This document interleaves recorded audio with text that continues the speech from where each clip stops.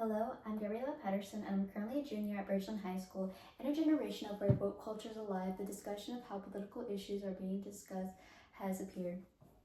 A way that political issues are now being discussed is through creative outlooks like art, and as the traditional political discourse is changing, there's also concerns of how the information is being delivered, because the individual who's delivering this a certain art may be deemed to have a certain type of hateful language. Actually, an experience of mine where I was deemed to have a certain type of hateful language, it was after the 2024 presidential election. I was upset with the results and I wasn't expecting the outcome, and I had used social media to get my frustration out. And after I posted the negative thing about the president, I had gotten messages from my peers, and they were just concerned about me, and I was upset because they were saying, hey, you should delete this, like you should take this down. And I was like, I have freedom of speech, like what do you mean? And I was upset that they were perceiving me to be rude or disrespectful. But after a few hours, I had realized that I should take a break from social media, because it's actually hurting my my health. And I had used another way to cope through my emotions, which was music, because I believed it was the only way that could actually understand me. And it had also changed my perspective of how individuals who don't have that certain type of voice to speak out, or they may be living in a country where they don't have freedom of speech, how they use other tools like art to discuss political issues, and how they're being perceived will make them believe that there's no support for them.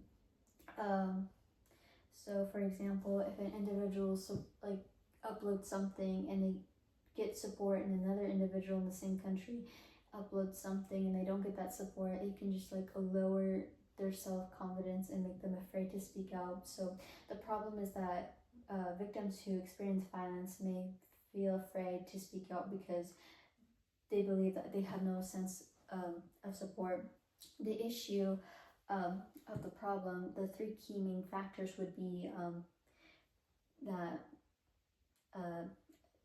the questions that are related to the problem is that, number one, if the victim does share their experience, how does it change the way that they're perceived? The second one is if the victim does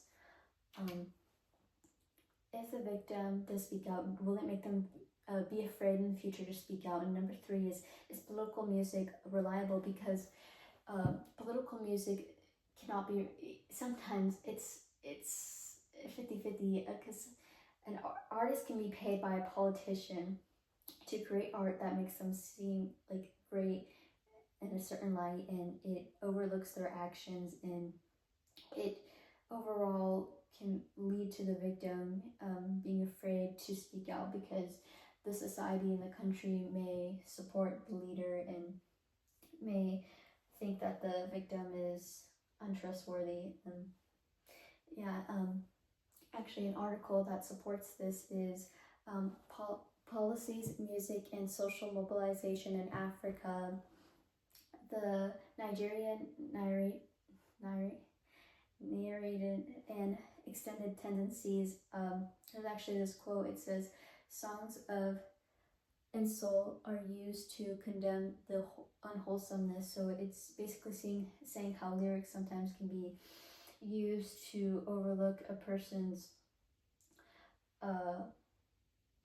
actions, and how the reliability of political music is uncertain, because we don't know of the artist's true nature. We don't know information about them or who they may be working with, and just lead overall to the victim just being more afraid, because there's powerful politicians supporting this artist, and there's like a sense of power. And a solution to political music, the reliability, is DAOs. It's a decentralized autonomous organization, and it's able to track AI behavior and any other suspicious behavior, and that makes the source, the way that they're built off, great for the users, because they're able to see, hey, is this artist reliable? Am I able to see if there's any like suspicious behavior? But the issue is that they use a bias to see if an artist is reliable. So using a bias to check if an artist is reliable can lead to the focus to be shifted to the artist rather than the music, and it can lead the music to lose the meaning of it, and for the music to be overlooked or unappreciated because the artist is the main focus, and that just overall leads to more problems.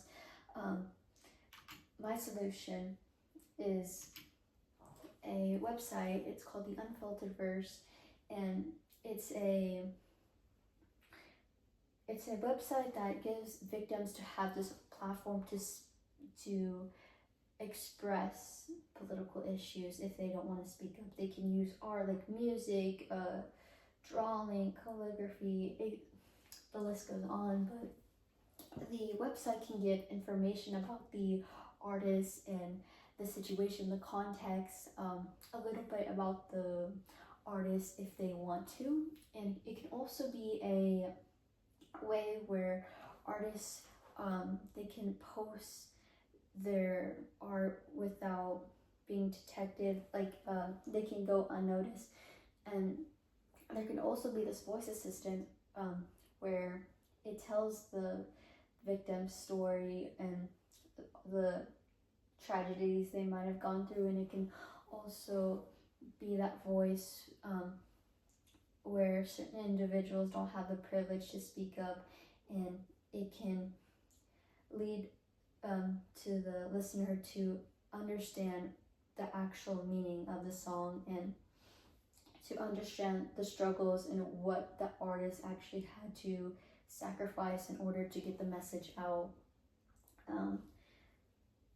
To conclude from this whole thing, if the shift is focused on the artist, it can make the music lose the meaning, because the political song is it's not even a political song, it's rather just the artist, and it can give this certain bias that like the artist matters more than the music, and that's not the case for this.